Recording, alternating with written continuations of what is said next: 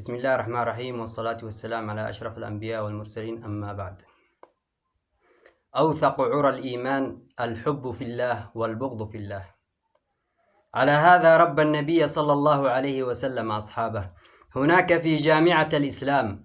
على هذا تربى الجيل الأول، فكان منهم الرجل العظيم كأبي بكر، أبا بكر الصديق، الذي قال عنه النبي صلى الله عليه وسلم: لو كنت متخذا خليلا لاتخذت أبا بكر.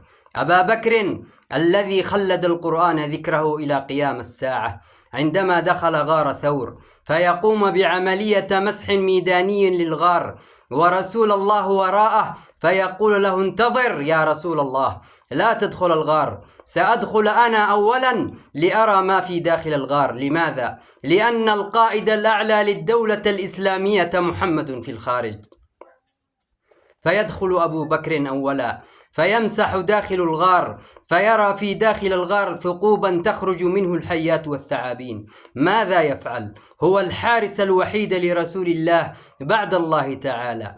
فيمزق أبو بكر ثوبه حبا لرسول الله صلى الله عليه وسلم، فيسد تلك الثقوب، فسدها جميعا إلا ثقب واحد، لأن ثوبه قد انتهى ولم يتبقى منه إلا ما يستر عورته. ثم قال لرسول الله: تفضل بأبي أنت وأمي فالمكان آمن. فيدخل سيد الأنبياء وأميرهم. فلما دخل جلس أبو بكر ووضع رجله في ذلك الثقب الذي بقي في الغار، فجلس النبي بجواره وهو مرهق، ومن شدة الإرهاق والتعب نام النبي صلى الله عليه وسلم على فخذ أبي بكر، وأبو بكر يحرس ويترقب، والنبي نائم على فخذه، وإذا بحية تخرج من ذلك الثقب الذي يضع أبو بكر قدمه فيه، فتلدغ الحية قدم أبا بكر، فلم يحرك أبو بكر قدمه خشية أن يستيقظ النبي صلى الله عليه وسلم من نومه.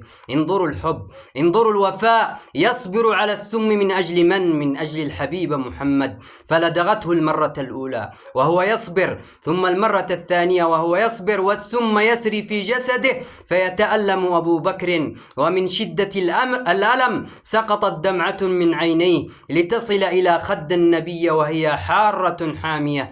فيستيقظ النبي صلى الله عليه وسلم من نومه، فينظر إلى أبو بكر ودموعه تنهمر، فيقول الحبيب: يا أبا بكر، ما لي أراك باكيا؟ فيقول أبو بكر: يا رسول الله، حية لدغتني فكرهت أن أهز قدمي حتى لا تستيقظ من نومك يا رسول الله. فينظر النبي إلى قدم أبو بكر وقد انتفخت وتورمت، فينفث النبي ويبصق فيها فتعود كما كانت كأن لم يكن بها شيئا. وملك الملوك جل جلاله يراقب، وعلام الغيوب ينظر ويسمع ويرى. ألم تر أن الله يعلم ما في السماوات وما في الأرض؟ ما يكون من نجوى ثلاثة إلا هو رابعهم، ولا خمسة إلا هو سادسهم، ولا أدنى من ذلك ولا أكثر.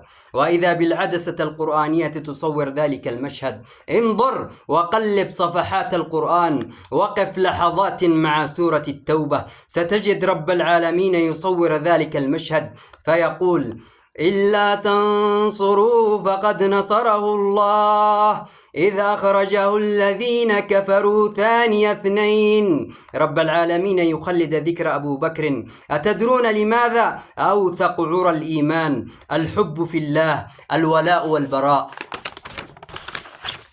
إذ أخرجه الذين كفروا ثاني اثنين إذ هما في الغار إذ يقول لصاحبه: لا تحزن إن الله معنا، فأنزل الله سكينته.